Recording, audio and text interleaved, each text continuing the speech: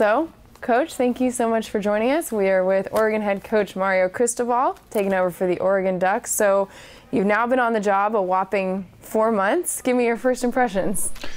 Our players are completely committed to taking that next step as a program, and they've it all began with the off-season program. It all began with what we call our fourth quarter program, the Oregon fourth quarter program, and it truly it requires everything that you have on a daily basis. It requires discipline, it requires effort, and what has happened, what's transpired, is the team is growing closer together as we start to realize that these goals that we have, they really don't care about our feelings. You know, when we're tired, when we don't feel like we got to push through, and this fourth quarter program has helped us do that. So has that mostly taken, obviously, just spring ball? So what are some of the things that's going to translate to come the regular season? Well, one of the biggest, or a couple of the biggest goals we had was we wanted to cut down on penalties. Last year, we were one of the most penalized teams in the entire country, and the other part that we really need to work on was the turnover department. We caught the ball up, I would say, somewhere in the neighborhood where we were ranked about 120 plus in the country. So those two things require discipline, and it requires attention to detail, and it all starts with what we do down there in that weight room on a daily basis.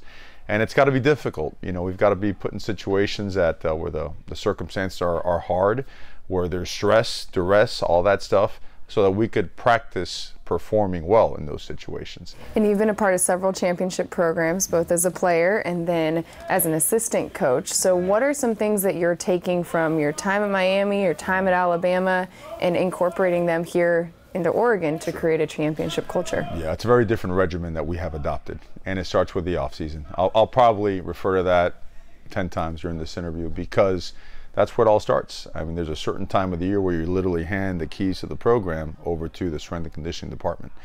But they have to be completely in line with the principles and values of the organization as it relates to football and academics, the complete student athlete. So that right there is what all starts. The parallels have to be completely and utterly in line. There can't be any kinks, there can't be any agendas. You have to be all going and pushing and driving in the same direction. You've worked with a lot of great coaches in your time, both under them, with them as a player, Nick Saban, Dennis Erickson, to name a few.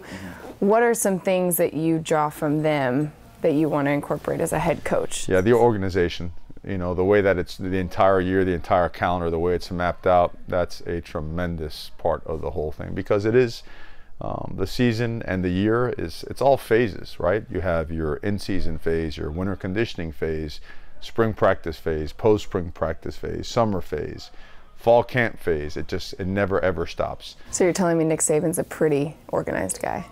Organized guy. Jimmy Johnson at Miami, who was you know, my coach along with Dennis Erickson, those guys really, I mean, that was a special time in college football. Probably a little bit crazier than what we see nowadays.